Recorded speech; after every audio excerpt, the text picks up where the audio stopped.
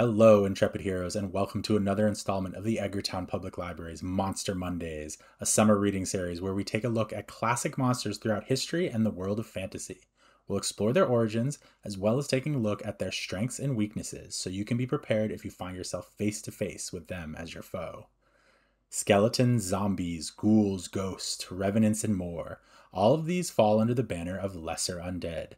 While vampires are often seen as the more social undead and mummies are the powerful old royals, the lesser undead come from the ranks of the average person, often just caught in the wrong place at the wrong time. Skeletons are almost exclusively made by animating the bones of a long deceased humanoid.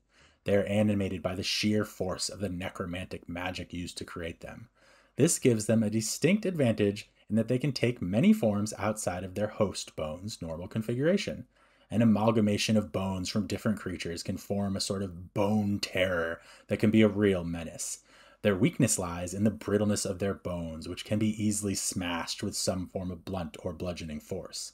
In addition, since they are animated by magic alone, if you can find the mage who brought them back, you may be able to stop them at their source. Zombies come in many different varieties. The three that we'll talk about here are disease zombies, voodoo zombies, and necromantic zombies. Disease zombies are the classic zombies seen in popular cinema.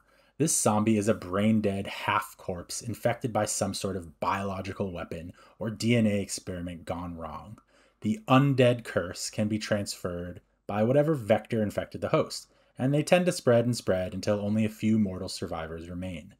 Some necromantic undead, such as ghouls, ghasts, and wights, also transform their victims like disease zombies, but it's usually through some form of unnatural necrotic energy manipulation and transference, and not through some weird genetic experiment gone wrong. Voodoo zombies are the most like their mortal selves. These zombies are infused with their original spirits by powerful sorcerers and witches. Their motivation is usually one of revenge. Similar to ghosts in this way, they are unique in that they are animated by some form of external helper and not just their own unfinished business. If you find yourself at odds with a voodoo zombie, you may need to do some soul searching to see if you've done something grievously wrong. If your search shows you are pure of deed, then you may find safety in offering to assist the zombie's mission for vengeance.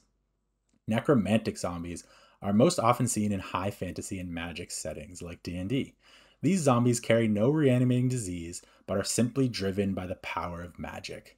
Much like skeletons, they are tied to the one that created them, and thus can be dealt with en masse if you can find their progenitor.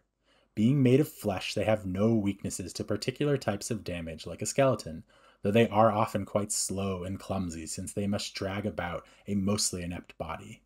Like most other forms of corporeal undead, a healthy dose of fire will take care of them in short order. Just make sure to cover your nose. You can investigate and fight against these and more monsters in the great tabletop role-playing game Monster of the Week, which is available through your local Clams library.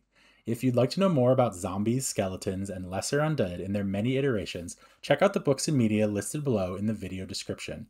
Most are available through your local Clams library or one of our digital resource offerings. Thanks for joining us this week for our special summer reading series, Monster Mondays. Be sure to check out all of our other summer reading programs at edgartownlibrary.org under the Kids and Teens tab.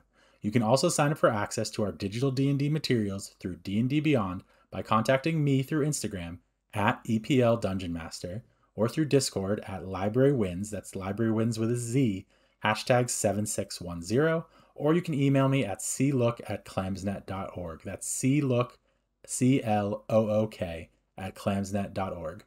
See you next time when we'll be taking a look at sphinxes and the lamia. Thanks for coming.